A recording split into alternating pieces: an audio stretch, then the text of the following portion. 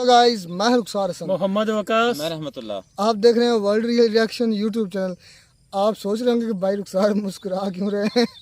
मसला पता क्या है, मौसम बड़ा हसीन था, मतलब बारिश हुई है, उसके बाद तो कमरे में ना घुटन सी महसूस हो रही थी। तो तमाम मेरे दोनों कोलीग्स ने कहा यार इधर कमरे में बैठ कर नहीं बनानी, बड़ा शानदार था। तो इन दोनों की राय थी, हालांकि मैं तो कहा कि यार रहने दे चलें, इन्होंने कहा नहीं यार आज बाहर ओपन मॉल में ही बनाएंगे। तो ज़ाहिर बात है, आपको पता ही, जैसे हम एक देहात से बिलोंग करते हैं और अल्हम्दुलिल्लाह मैं अपने इस चीज़ कि मैं एक गांव में रहता हूँ, इस पर मुझे फख्र है, क्योंकि जो चीज़ें इधर मिलती हैं ना, मैं कहता हूँ वो शहरों में तो भूल ही जाएं। और वो बेचारे जो शहरी लोग हैं उनको इन चीज़ों को तरसते हैं, जो चीज़ें इधर मिलती हैं, प्योर चीज़ें मिलती हैं, मैक्सिमम ज़्यादा बेहतर। 4 रुपये उठाइए एक डेरे से। ये चले खैर चलते हैं वीडियो पर हम फोकस करेंगे। बस इतना बताना था कि मौसम बड़ा, आप भी देख रहे हैं, बड़ा शानदार ठंडी ठंडी हवा चल रही है, बड़ा शानदार मौसम है। तो चलते हैं वीडियो का टाइटल है defence minister Rajnath Singh big statement on POK will recapture by 2024 कि 2024 तक वो दोबारा जो पाकिस्तान के पास वो POK कहते हैं वो दोबारा कैप्चर करने जाए। देखते हैं पहले शानदार होने वाली वीडियो, फिर देते हैं अपना रिएक्शन। आता बघूया आपण, वाट बघू, कदाचित 2024 पर्यंत काहीतरी होईल, पाक ऑक्युपाय काश्मीर भारतामध्ये येईल अशी अपेक्षा करायला हरकत नाही, कारण या सगळ्या गोष्टी फक्त मोदी करू शकतात। हेलो फ्रेंड्स, मैं हूं गौरव ठाकुर और जैसे कि आपने अभी देखा, यूनियन मिनिस्टर कपिल पाटिल का यह कहना है कि पीएम मोदी की लीडरशिप में POK बाय 2024 इंडिया में मर्ज हो सकता है। अब तक कई सारे इंडियन मिनिस्टर ने मीडिया में ओपनली ये सिमिलर क्लेम्स किए हैं। पाक अधिकृत जम्मू कश्मीर के लोग ही चाहते हैं कि हम भारत का हिस्सा बने। Indian army will carry out any order which is being given by the government of India. Bharat की संसद में POK को लेकर एक सर्वसम्मत प्रस्ताव पारित है कि वह भारत का ही हिस्सा था, है और आगे भी हम मानते रहेंगे। इनफैक्ट 26 जून 2023 को जम्मू एंड कश्मीर में हुए नेशनल सिक्योरिटी कॉन्क्लेव में POK के बारे में बात करते हुए हमारे डिफेंस मिनिस्टर राजनाथ सिंह ने यह तक कहा कि अब तक पार्लियामेंट में 3 बार POK को यूनिफाई करने के लिए रेजोल्यूशंस पास हो भी चुके हैं। बट अब तक जो सबसे इंपॉर्टेंट बात है ना, वो ये है कि POK की आवाम ने खुद ये एक्सेप्ट किया है कि यस, वो भी इंडिया के साथ जुड़ना चाहते हैं और पाकिस्तान के साथ नहीं। Pakistani revisionist moves would throw the whole world into a brutal war. Pakistan has taken our freedom. यह है POK एक्टिविस्ट मोहम्मद सज्जद राजा, जो UN में यानी यूनाइटेड नेशंस में ओपनली पाकिस्तान के POK पर अत्याचार को बयां कर रहे हैं। Scores of young men from Gilgit-Baltistan are serving 70 to 90 years imprisonment for protesting against the plunder of our natural resources. और ये है अनादर POK activist doctor Amjad Ayub Mirza, जो अगेन आए दिन अलग अलग ग्लोबल प्लेटफॉर्म से पाकिस्तानी गवर्नमेंट द्वारा POK में चल रहे ह्यूमन और नेचुरल रिसोर्सेज के एक्सप्लॉयटेशन को क्रिटिसाइज करते रहते हैं। इनफैक्ट इन्होंने भी ये क्लेम किया है कि यस, POK की जनता इंडिया के साथ मिलना चाहती है, और यही सेम अर्ज आप वहां पर पाकिस्तानी गवर्नमेंट के खिलाफ चल रहे प्रोटेस्ट में भी देख सकते हो। यानी कि friends, all in all POK की जनता समझ चुकी है और पाकिस्तान से काइंड ऑफ परेशान हो चुकी है। बट यू सी, हमें कुछ प्रूफ्स चाहिए to claim that Pakistani government actually में POK को एक्सप्लॉइट कर रही है, बिकॉज बहुत सारे लोग कहेंगे कि ये प्रोपोगेंडा भी हो सकता है, you know, may be current Indian government का। सो हमारे पास प्रूफ्स क्या है? सो जब हमने इस दिशा में थोड़ी सी रिसर्च की तो हमारे पास ये सामने आया। 3 पाकिस्तानी एक्सपर्ट्स और न्यू दिल्ली में based institute for defence studies and analysis IDSA द्वारा published Pakistan occupied Kashmir politics, parties and personalities, इस बुक में ये क्लियरली मेंशन्ड है कि गिलगिट बाल्टिस्तान यानी POK का एक काफी स्ट्रेटेजिक एरिया, जिसको पाकिस्तानी गवर्नमेंट ने हिस्टोरिकली काफी ज्यादा निग्लेक्ट करके रखा है। अब इस बुक ने काफी फैक्चुअली रिप्रेजेंट किया है कि कैसे गिलगिट एक समय का फ्लरिश्ड रीजन हुआ करता था, जो कि आज पूरे साउथ एशिया का सबसे पुअरेस्ट और बैकवर्ड एरिया बन चुका है। लेकिन आखिर ऐसा क्यों? चलो इंडियन साइड ऑफ कश्मीर और POK के डेवलपमेंट्स को एक बार कंपेयर करके देखते हैं। देखो ये है पीओके का मैप, जिसमें मेजर एरिया है ये गिलगिट बाल्टिस्तान, और ये छोटा सा एरिया है आजाद कश्मीर, जिसमें अकॉर्डिंग टू पाकिस्तान एक ऑटोनॉमस गवर्नमेंट रिसाइड करती है जो पूरे पीओके के इंटरनल अफेयर्स को मेजरली हैंडल करती है। बट एक्चुअली में ये सिर्फ एक पपेट गवर्नमेंट है, क्योंकि मेजर पावर्स पाकिस्तान के पास है, जिसके बारे में हम आगे स्टडी करेंगे। लेकिन अब जरा इंडियन जम्मू एंड कश्मीर और पीओके को कंपेयर करके देखते हैं। So starting with the basics, दोनों कश्मीर में बेसिक फैसिलिटीज जैसे हॉस्पिटल और एजुकेशन में काफी डिफरेंस है। जेएंडके में 2800 से ज्यादा गवर्नमेंट हॉस्पिटल्स है, वहीं पर पीओके में सिर्फ 23 है। जम्मू एंड कश्मीर में 35 यूनिवर्सिटीज है, वहीं पर पीओके में सिर्फ 6 है। सिमिलर डिस्पैरिटी आप एयरपोर्ट्स ले लो, मेडिकल कॉलेजेस ले लो, पर कैपिटा बजट एलोकेटेड ले लो, इंफ्रास्ट्रक्चर डेवलपमेंट एक्सपेंडिचर में ले लो, सब में आपको सिमिलर डिस्पैरिटी ही मिलेगा। यहां तक कि जम्मू एंड कश्मीर में एक फुल्ली फंक्शनल रेलवे नेटवर्क मौजूद है, मगर पीओके में तो एक रेलवे लाइन भी एग्जिस्ट नहीं करती। अब जाहिर सी बात है, जिस रीजन में डेवलपमेंट कम होगा वहां पर लोगों के लिए भी कम अपॉर्चुनिटीज ही सरफेस करेगी, और इसी वजह से जहां पर जम्मू एंड कश्मीर का पर कैपिटा इनकम $1200 है, वहीं पर पीओके का सिर्फ $525 है। But guys, still it doesn't stop over here. जैसे आपको मालूम है, जब भी कोई रीजन डेवलपमेंट टर्म्स में बैकवर्ड होता है तो उसे उसकी home country budget packages allocate करके डेवलप करने की कोशिश करती है। बिल्कुल वैसे ही जैसे इंडिया अपने नॉर्थ ईस्टर्न रीजन्स में बजट एलोकेट करता है ताकि वहां पर डेवलपमेंट स्पीड अप हो सके। मगर पाकिस्तान ने इसका एकदम ऑपोजिट किया है। लेकिन इंडिया का on the other hand PoK को लेकर अभी भी एक काफी इंक्लूसिव अप्रोच है। इंडिया ने जम्मू एंड कश्मीर के लेजिस्लेटिव असेंबली में आज भी 24 सीट्स पीओके रीजन के लिए रिजर्व रखी है, जो वहां की आवाम के लिए एक सॉफ्ट मैसेज की तरह है कि इंडिया में आने के बाद उनकी मांगे एटलीस्ट कंसिडर की जाएगी। एंड एक्चुअली अगर आप पाकिस्तान का पीओके पर ऑक्यूपेशन भी अगर देखोगे ना, तो वो एक तरह से काफी फ्रॉडुलेंट ऑक्यूपेशन है, क्योंकि ये सब कुछ हुआ एक बेसलेस एग्रीमेंट, कराची एग्रीमेंट की वजह से, जो ये क्लेम करता है कि 1949 में इंडिया के पार्टीशन के वक्त कश्मीर की आवाम ने सामने से पाकिस्तान को अप्रोच किया था अपनी आजादी के लिए, और इसीलिए पाकिस्तान ने मदद करने के लिए पीओके को ऑक्यूपाई कर लिया। बट ये पूरी कहानी बेसलेस है, क्योंकि असली स्टोरी तो कुछ और है। दरअसल 1990s में पीओके में बेस्ड हाई कोर्ट में गिलगिट बाल्टिस्तान को लेकर एक केस चल रहा था। उस केस के वर्डिक्ट के दौरान लोगों को यह पता चला कि असल में पाकिस्तान ने कराची एग्रीमेंट साइन करके पीओके और उसके लोगों को चीट करके पीओके की लिटरली 90% लैंड पर अपना कब्जा जमा लिया। तो हुआ यूं कि 1947 में इंडो पाकिस्तान वॉर के दौरान हमारे तब के प्रधानमंत्री Jawaharlal Nehru ji instrument of accession लेकर यूएन की मदद मांगने गए। इस डॉक्यूमेंट से इंडिया को जम्मू एंड कश्मीर मिलना श्योर शॉट था, क्योंकि इसमें क्लियरली ये मेंशन था कि कश्मीर के राजा हरि सिंह ने कश्मीर की ऑटोनॉमी इंडिया को दी है। बट इसे काउंटर करने के लिए पाकिस्तान ने धोखे से एक फेक एग्रीमेंट बनाया, जिसके लिए रातों रात एक लोकल पॉलिटिशियन / लॉयर सरदार इब्राहिम खान को आजाद कश्मीर का प्रेसिडेंट बना दिया गया। इसी के साथ उस एग्रीमेंट में पाकिस्तान ने जम्मू कश्मीर मुस्लिम कॉन्फ्रेंस के चीफ चौधरी गुलाम अब्बास की भी साइन ली, और ये पोर्ट्रे किया कि राजा हिंदू होने की वजह से इंडिया के साथ जुड़ना चाहता है। बट वहां की जनता जो मेजरली मुस्लिम है, वो अपने लोकल रिप्रेजेंटेटिव्स यानी मुस्लिम कॉन्फ्रेंस के जरिए पाकिस्तान की मदद लेकर इंडिया से आजाद होना चाहते हैं। इस कराची एग्रीमेंट में क्लियरली लिखा था कि पीओके के गवर्नेंस रिलेटेड सब्जेक्ट्स को 2 पार्टीज में डिवाइड किया जाएगा। कुछ सब्जेक्ट्स पाकिस्तानी गवर्नमेंट के कंट्रोल में होंगे और बाकी के सब्जेक्ट्स सरदार इब्राहिम और जम्मू कश्मीर मुस्लिम कॉन्फ्रेंस के कोएलिशन से बनी पीओके गवर्नमेंट कंट्रोल करेगी। अब क्योंकि एक्सटर्नल अफेयर्स की मिनिस्ट्री पाकिस्तानी गवर्नमेंट के पास थी, तो पीओके के यूएन के साथ होने वाले सारे नेगोशिएशंस भी पाकिस्तानी हैंडल कर रहा था, और इसीलिए इस वजह से कभी भी पीओके की जनता के ओरिजिनल डिमांड्स दुनिया के सामने आ ही नहीं पाए। बट यहाँ पर फ्रेंड्स एक और एक मेजर ट्विस्ट है। पीओके प्रेसिडेंट सरदार इब्राहिम खान का कहना था कि उन्होंने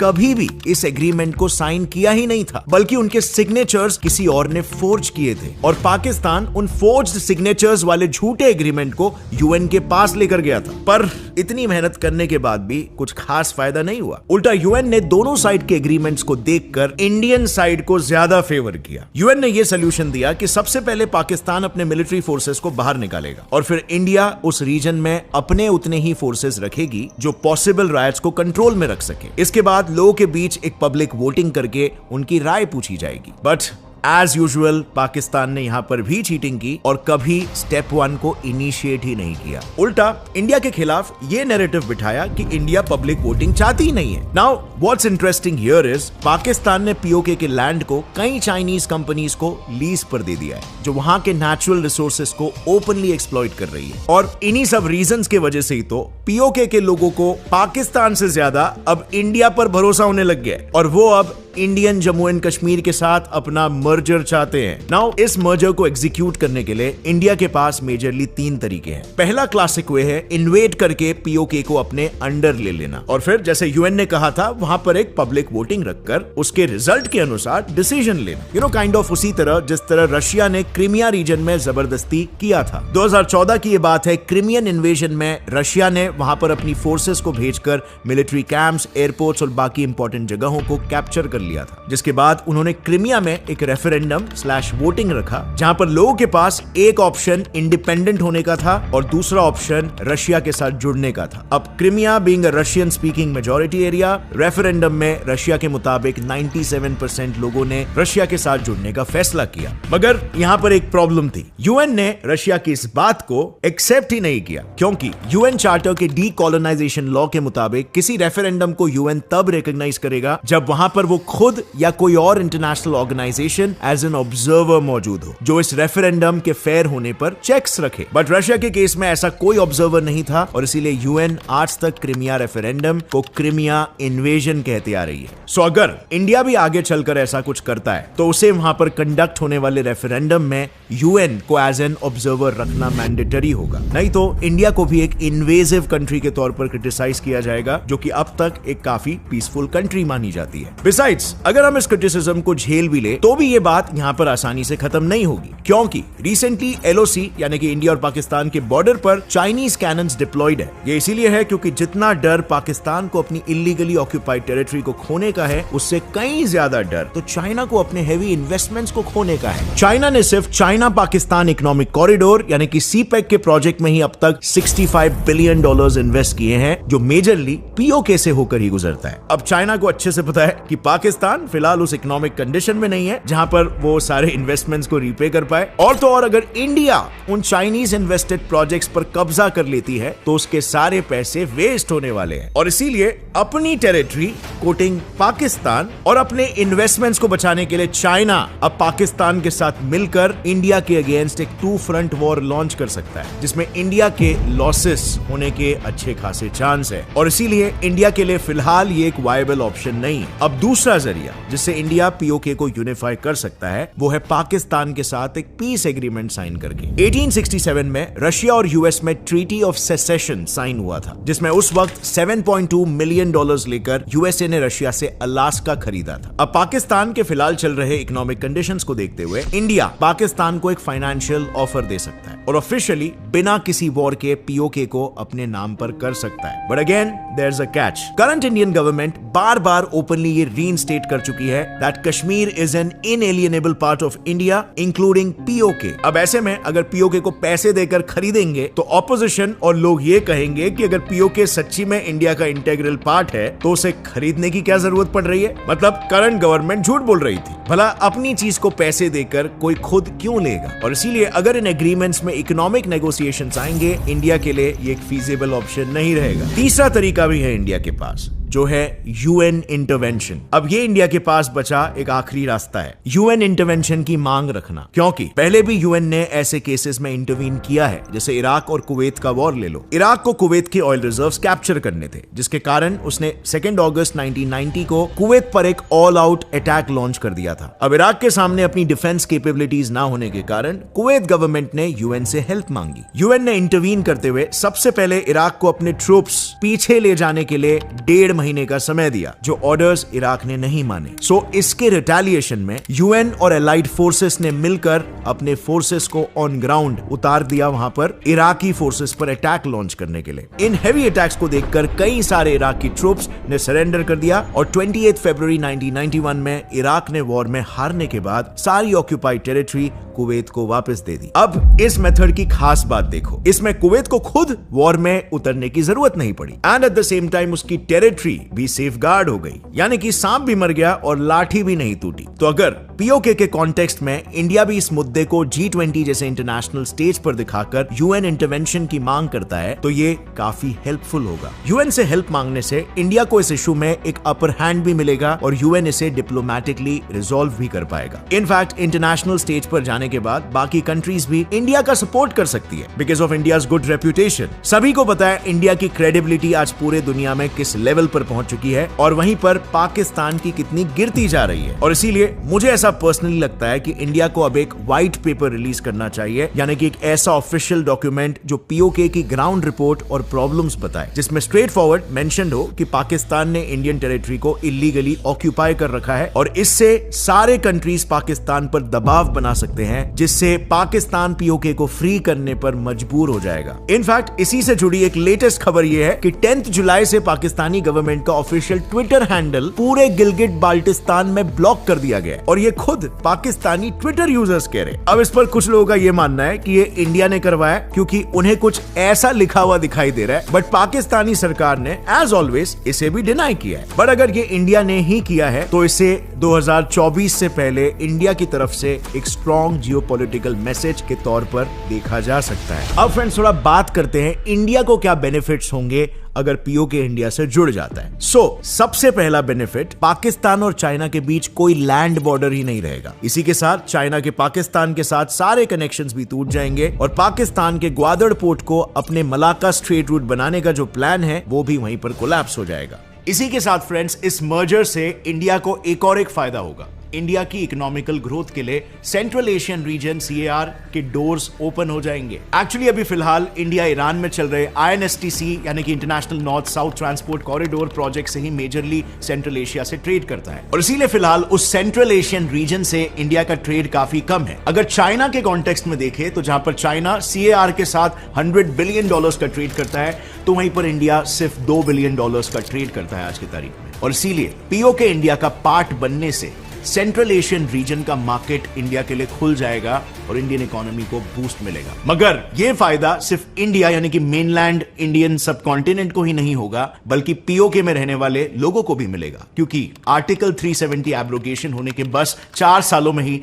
Indian Jammu and Kashmir region में अब तक की हाईएस्ट इन्वेस्टमेंट रिसीव हुई है। और इससे आप ये समझ सकते हो अगर पीओके यूनाइट होता है तो वो भी कुछ ऐसे ही कुछ सालों में डेवलप होने लगेगा और इसमें अच्छा खासा रोल होगा करंट गवर्नमेंट के प्रो डेवलपमेंट पॉलिसीज जैसे कि यूपीआई, जो कि सिंगापुर के बाद अब सऊदी अरेबिया ने अपने सिस्टम में इंप्लीमेंट करना शुरू कर दिया है, जिससे वहां पर रहने वाले इंडियंस NRIs अपने फैमिली या फ्रेंड से कुछ ही सेकेंड्स में पैसे ट्रांसफर कर सकते हैं। अब गाइस, जब यूपीआई इंडिया में लॉन्च हो रहा था तो काफी सारे प्रोपोगेंडा वाले लोगों ने कैसे कहा था कि यूपीआई कोई काम का नहीं होने वाला, आगे चल के इंडिया को एक गलत दिशा में लेके जा रहा है, ये यूजलेस साबित होने वाला है। बट आज के तारीख में यूपीआई इंडिया के लिए one of the biggest victories साबित हुई है, इतना कि दूसरे कंट्रीज इंडिया की केस स्टडी लेकर सिमिलर स्कीम्स को, सिमिलर सिस्टम्स को अपने कंट्री में इंप्लीमेंट करने की सोच रहे हैं। इसके बारे में पूरे डिटेल में मैंने इस वीडियो पे यहां पे कवर किया कि कैसे most of the countries UPI को अपना रहे। So do click over here and check it out. It's very important that you stay inform.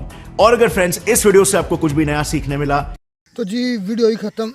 बड़ी कम्प्रीहेंसिव वीडियो थी, बड़ी एक जामिया जिसे कहते हैं उर्दू में, एक हर चीज़ को कवर करने वाली वीडियो थी। कि पहली बात गौरव ठाकर ने ये बताई कि ये असल में मुद्दा क्या है, प्रिसाइजली उनका थोड़ी डेप्थ में नहीं गया उसमें, जिसमें कराची एग्रीमेंट भी कोट किया उन्होंने और साथ साथ उन्होंने कहा कि जो यूएन का है एग्रीमेंट है या यूएन की जो डिमांड्स है इस कश्मीर पर, कि क्योंकि पाकिस्तानी लोग कहते हैं कि रेफरेंडम होना चाहिए था, अब तो पता नहीं कि क्या डिमांड है, कोई पता नहीं। पहले तो ये कहा जाता कि जो ना होना चाहिए था रेफरेंडम की ये सूरत हाल थी। फिर ये कंडीशन लगाई गई थी कि जो पाकिस्तान है वो, क्योंकि पाकिस्तान ने पहले इन्वेड किया था कश्मीर को, इसलिए पाकिस्तान अपनी सारी जो है आर्मी पीछे निकालेगा और इंडिया जो है वो 1/3 या समझ लें कि वो अपनी मर्ज़ी के मुताबिक ज़्यादा निकाल लेगा, 1/3 कह लें या 3/4 जो भी है इस लिहाज से निकाल लेगा। तो वो भी थोड़ी आर्मी इसलिए रखेगा ताकि उधर जो अमन व अमान की सूरत हाल है वो बहाल रहे। लेकिन ये उन्होंने फिर तरतीब वज बताया कि फिर हमारे पाकिस्तान के अंदर लोग कहते हैं कि जो हरी सिंह है उसके साथ उनसे जो साइन लिए गए हैं वो 2 नंबर हैं, उससे जो ज़बरदस्ती लिए गए हैं या उसको प्लेजरिज्म किया गया उनके जो साइन को। तो इस तरीके से ये इंडियन कहते हैं कि जो एग्रीमेंट हुआ कराची एग्रीमेंट, उसके जो थे वो उधर के प्रेसिडेंट जो थे उनके जो हैं साइन उनको प्लेजरिज्म किया गया, मतलब उनको कॉपी किया गया या जो भी किया गया। तो ये चीज़ें जो है ना, ये तो रब बेहतर जानता है कौन झूठा है और कौन सच्चा है, क्योंकि कई ऐसी चीज़ें हैं जो अभी तक सामने नहीं आई, जो पस पर्दा हैं अब, और ये पस पर्दा ही रहेंगे। मेरी बात सुने ना भाई, आज के दौर में मैं आपको बताऊं कि किसी दूसरे मुल्क से उसका जो हिस्सा है ना वो नहीं लिया जा सकता। जो भी है ये ट्विटर पर हो गया है ना, तो आप बड़े खुश हो रहे हैं। बहुत इंडिया के हर चैनल पर गौरव ठाकुर ने भी कहा कि ये बहुत बड़ा स्ट्रॉन्ग मूव हो सकता है इंडिया की तरफ से, हो सकता है जियोपॉलिटिकल मूव। इस तरह तो 2019 के 2020 में मेरे ख्याल से जो इस ट्विटर का जो पहले सीईओ था ना, उसने मैप शो किया था जिसमें जो इंडिया के कुछ इलाके आ रहे थे कश्मीर वाली साइड पर और राजस्थान वाली साइड पर। हाँ हुआ तो उस वक्त देखो मरतबा बाबा, फिर ये कोई इतनी बड़ी बात नहीं है, क्योंकि ये जो है ना एलन मस्क ये फ्रेंड है इसका, ये इसका यार बहुत ज्यादा मुझे पता है, इसका क्लोज है, बहुत ज्यादा फ्रेंड है। आप बातें कर रही हैं पीओ को लेने की, आप अपना जो है पंजाब उसको तो संभालें, जो राजस्थान तहरीक चल रही है, राजस्थान अपना दूसरी खालिस्तान तहरीक जो चल रही है, आप इस तरह बीएलए संभाले, बीएलए को संभाले ना बलूचिस्तान को, तो भाई वो संभाल रहे अपनी मारी, देखें कितनी तो वो भी संभाल रहे हैं, वो भी संभाल रहे हैं। क्या संभाल रहे हैं आप क्या संभाल रहे हैं? देख लें कि कनाडा में जो इंडियन एम्बेसी यार इंडिया में कोई तहरीक है ये, मुझे ये बताओ इंडिया में कोई है? मैं नहीं मानता। सारी कंट्री जो भी है ये तहरीक या यूएसए में मौजूद है या ऑस्ट्रेलिया में है या कनाडा में है। यूएसए में नहीं, ऑस्ट्रेलिया और कनाडा में चला था, क्योंकि उधर बोलने का ज़्यादातर ना लोग, क्योंकि उनको पता है इधर हम बोलेंगे तो इधर हमें उधर आजादी है यार, बोल सकते हैं, इंडिया में बोलेंगे तो उनको मारेंगे, ये बात है। तो वो कहते हैं, एक बाबा जी से पाकिस्तान के न्यूज़ चैनल वाले रिपोर्टर ने पूछा कि आपको ये क्यों आप कर रहे हैं, कि आप इंडिया में खुश नहीं हैं? उसने कहा था हम खुश भी नहीं, हमारे जो बुनियादी हकूक है वो हमें नहीं। और यार इस तरह सबसे बड़ी मिसाल आपकी अपनी आवाम सारी कहती है कि हम पाकिस्तान से खुश नहीं है। यार मेरी बात सुने, अभी ये जो 24 करोड़ में से 23 में से आपके 22 करोड़ लोग कहते हैं कि हम पाकिस्तान से खुश नहीं, पाकिस्तान गवर्नमेंट से खुश नहीं। तो इसका क्या मतलब है? एक मिनट, इसका क्या, तो वो भी गवर्नमेंट ये ना मोदी की, इसका क्या मतलब पाकिस्तान किसी और का हो जाए? नहीं, ये यार लॉजिकली कोई बात किया करो। लॉजिकली मैं बात कर रहा हूँ, वो कहते हैं हम गवर्नमेंट से खुश। तुम्हारे बलूचिस्तान के लोग, वो कहते हैं इमरान खान साहब, तुम्हारे मेरी बात सुनिए, जो सैलाब आया पंजाब में, राजस्थान ने भी बंद कर दिया, उधर भी उन्होंने नहीं जाने दिया। और दूसरा जो उनके साथ उनकी नहरें खुश्क पड़ी, उनके अंदर भी पानी नहीं गया, जो उनके साथ वो क्या उसका नाम है पंजाब के साथ, जो इंडियन पंजाब के साइड है, दूसरा यार है हरियाणा, उधर भी पानी नहीं गया, वो उन्होंने पंजाब में भेज दिया है। और सिख भाइयों से पूछे पाकिस्तान की कदर, वो क्या बयान कर रहे हैं? उनसे क्या पूछे, चल ठीक है मान लेते हैं, उन लोगों ने आगे से दरवाजे उठा दिए। यार हमारा पीओ का मसला ये कि ये कश्मीर वाला, यार ये जो मैंने जहाँ तक यानी कि इनकी बातें सुनी है मुझे और समझ आई है, रुखसार भाई बात ये रहमतुल्लाह की बात से मैं इत्तेफाक करता हूँ, जो किसी के पास वो टुकड़ा चला गया ना, उनको वापस ये नहीं हो सकता, आसानी से नहीं ले सकते हैं। अच्छा, उन्होंने कहा कि वो लेंगे किस तरह, 2-3 तरीके बताए। उन्होंने कहा पहला तरीका यह, जिस तरह रशिया ने, मतलब रशिया का पार्ट ही था वो जो क्रीमिया था, जो यूक्रेन का हिस्सा था, तो वो हालांकि यूएन रेजोल्यूशन के मुताबिक उसको वो जो है ना, यूएन उसको कहता है जो रशिया इन्वेजन, ये क्रीमिया इन्वेजन। उन्होंने कहा अगर हम इस तरह करेंगे फोर्सफुली तो ये दुनिया हमें क्रिटिसाइज करेगी और हमें ये कहेगी कि ये, और ये इंडिया, मैं ये समझता हूँ इंडिया ये वाला रास्ता नहीं अपनाएगा। अच्छा मेरी बात, उसको दूसरा रास्ता अपनाना पड़ेगा। नहीं, उसको पता ये नहीं है कि पाकिस्तान को कुछ करेगा, नहीं उनको अगर उनको थोड़ा करेगा। मेरी बात सुनो, इतनी उनका मसला सिर्फ पता क्या है, पाकिस्तान को उनको कोई इतना इशू नहीं है। मैं ये हकीकत बात ये मान ले, अगर उनको थोड़ा सा इशू आ रहा है ना चाइना से, क्या बात यार मैं आपकी बात से इत्तेफाक नहीं करता। मेरी बात सारी हमारी सिक्योरिटी चाइना कर रही है। हाँ, आप तो इस तरह की बातें कर, मैंने बात की ना, इतना आसान नहीं होगा जितना वो आसान बोल रहे। पाकिस्तानी कमांडर ट्रेनिंग नंबर 2 पे बात करता हूँ भाई, किसी दिन मैं तो चलते हैं आजाद कश्मीर, कौन सा इतना दूर है, जाके लोगों की बातें सुनती। वो तो मेरी बात, आपकी क्रेडिबिलिटी और हमारी इतनी है कि वो हमें वीजा दे देंगे। नहीं, मैं आजाद कश्मीर की बात बोल रहे हैं ना, ये आजाद कश्मीर की बात, आजाद कश्मीर यूट्यूबर को भी नहीं दे रहे। वो मेरी बात तो सुने, हम लोगों से जाकर पूछते हैं यकीन करें होंगे चंद आदमी, लेकिन अक्सरियत में जो अवाम है ना वो जुड़े, वो नहीं चाहती भी हम जो है ना इंडिया के साथ किसी से पूछ लेना इंडिया का कोई नाम ले जाए उनके साथ चक्कर लगाते हैं। दूसरी बात यह है कि उनको दूसरा तरीका ने ये कहा कि इंडिया मेरी जो बीवी है उनके काफी ज्यादा तादाद में यानी कि ना आजाद कश्मीर के रहने वाले यानी कि फुप्पो के बेटे इस तरह मतलब काफी तादाद। हाँ जी, तो मैं उनसे यानी कि मिलता रहता हूँ, बातचीत भी होती रहती है ऐसी तो को बात। अच्छा, दूसरी बात ना दूसरा तरीका यह कि किस तरह इंडिया कश्मीर लेगा, कि हो सकता है जिस तरह पाकिस्तान अब चल रहा है क्राइसिस में और उन खरीद ले, और मैं ये कहता हूँ ये कभी नहीं होगा, क्योंकि इंडिया से ज़्यादा वो अहमियत का हामिल है चाइना के लिए। चाइना अब हर मुमकिन कोशिश करेगा कि इंडिया के पास ये गिलगित बल्तिस्तान पाकिस्तान जो वो कुछ नहीं कर सकेगा, होगा कुछ तो नहीं। अच्छा मेरी बात सुने, मैं एक छोटा सा मेरे सवाल है, अगर लेने देने से जो कोई हिस्से मिलते तो हम लोग कहते हैं हम अवाम की राय है, ठीक है ना, हमारी राय हुकूमत की नहीं, हम सारी जो है ना जिस तरह में यानी कि पैसे लाएं, आप जो है ना जम्मू कश्मीर हम लोगों को दे दें पैसे, अगर आपको चाहिए तो आप ले लें। कौन चाहिए?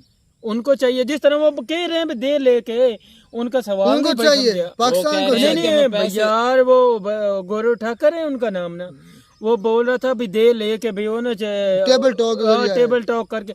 हम कहते हैं जिस तरह ने मिसाल दी थी कि अलास्का बेचा था रशिया ने यूएसए को, आपको नहीं पता, मुझे मैं उसके बारे में पढ़ा कि अलास्का है कि समझ जजीरा टाइप उनकी स्टेट थी, लेकिन वो काफ़ी दूर पड़ती थी रशिया से, इसलिए रशिया का कि इतना हमें इसका फ़ायदा है नहीं, तो उन्होंने ये मतलब बेच दी यूएसए को। तो उस तरह उन्होंने कहा कि हो सकता है कि अगर इस तरह इंडिया अपना पाकिस्तान से कश्मीर ले ले। इस तरह कभी भी नहीं है। मेरी बात सुने रहमतुल्लाह, एक मिनट, हुकूमती सतह पे ये मान लेता हूँ इतने बगैरत लोग हैं वो कर देंगे, मान लेता, लेकिन अवाम कभी भी नहीं भाई मानेगी, कभी भी नहीं मानेगी। अच्छा, अब आपको पता चला कि इंडिया को ये कश्मीर या गिलगित बल्तिस्तान लेने में कितना फायदा होने ये असल चीज है, ये पिवट पॉइंट है। इधर से चाइना का भी तो मेरी बात सुने के लोगों से कुछ लेने से अपने फायदे यार, चाइना को वो देखो ना, वो कितने मिलियन का करते हैं, तकरीबन 100 बिलियन का, और इंडिया 2, ठीक है ना, कितना फर्क है। ये तो हर कोई देखता है ना मेरा फायदा कहाँ हो रहा है, बहुत फायदा होगा। तो ये तो पाकिस्तान यूज नहीं कर रहा है, पाकिस्तान में अकल नहीं है, ये इंडिया के पास आएगा, यकीन का ये हीरो जैसा ये बना दे इनको जी। बकाया इन्वेस्टमेंट की बात आई उधर, इतनी यूनिवर्सिटी थी इधर। हाँ जी, ये हम लोग मानते हैं हमारी कमजोरी या निलैक्टी, जो मर्जी समझ रहे, हम जो है ना जिस तरह होना चाहिए था ना, 250 से प्लस ज्यादा है उधर हॉस्पिटल, 28 जिनके रकबे के लिहाज से भी बड़ी है ना, हमारे पास तो 30% हमारे पास है, 10% चाइना के पास है, और बाकी का जो 60% है वो उनके पास है। तो वो आपको पता ज्यादा यार, फिर भी लगा ले, मैं मान लेता हूँ रुखसार भाई, मैं मान रहा हूँ ना, हमारी जो भी हुक्मरानों की है इस तरह नहीं।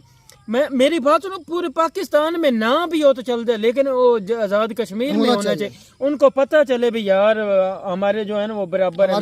यहाँ पर एक बहुत बड़ा क्वेश्चन आता है मेरे ज़हन में कि देखें कि ये तो फिर पाकिस्तान के साथ बहुत गद्दारी की गई है ना, कि जब तकसीम हुई थी ना पाकिस्तान और इंडिया की, तो फिर देखें POK भी फॉर एग्जाम्पल चला जाता है इंडिया के पास, मिसाल के तौर पर है, तो पाकिस्तान के पास रकबा फिर कितना रह जाता है, फिर इंडिया कितना बड़ा है और पाकिस्तान कितना है। ये तो यार ये इसका मतलब ये नहीं था कि आधा तकसीम, इसका मतलब ये था कि पाकिस्तान ने एक डिमांड की थी हमारे कायद आज़म ने कि जहाँ स्टेट्स ज़्यादा मुसलमानों वाली आबादियाँ हैं वो पाकिस्तान बन जाए, जहाँ हिंदुओं वाली या दूसरी चीज़ें हैं वो इंडिया, सिर्फ ये डिमांड थी। ये डिमांड एक मेरे ये डिमांड नहीं थी कि आधा काट कर दे दो, ऐसी डिमांड थी। डिमांड के लिहाज से कोई भी कंट्री नहीं क्यों कह रहे हैं, वो भी तो मुसलमान है। और इस आपने बात की है तो हमारे से जो अपना लाहौर के साथ वो अमृतसर है, वो आपने क्यों नहीं में दिया, वो भी तो मुसलमान ही थे ना वहाँ पर। जब रात को ये इन्होंने नक्शा तब्दील कर दिया था तो लाखों बल्कि लाखों हजारों की तादाद में मुसलमान शहीद हुए थे, और सिख भी शहीद हुए थे, सिख भी थे, हिंदू भी थे, सारे उन्हें हमारी बस ये गलत फहमी जिसकी वजह से हम यहाँ तक पहुँच जाते हैं, हम रुखसार भाई ये कभी भी नहीं होगा। मैं कहता हूँ जो उनके पास है ना, हम हमारी कोशिश है, हम वो चले हैं, ठीक है ना, वो उनकी कोशिश है, बातों से भी करते हैं, जो हमारे पास वो आप कहते हैं, लेकिन इस तरह कभी भी नहीं होगा, बहुत मुश्किल है। मूवीज में सर्जिकल स्ट्राइक करना आसान है। मिलते हैं नई वीडियो में नए ढंग से, तब तक दीजिए इजाजत।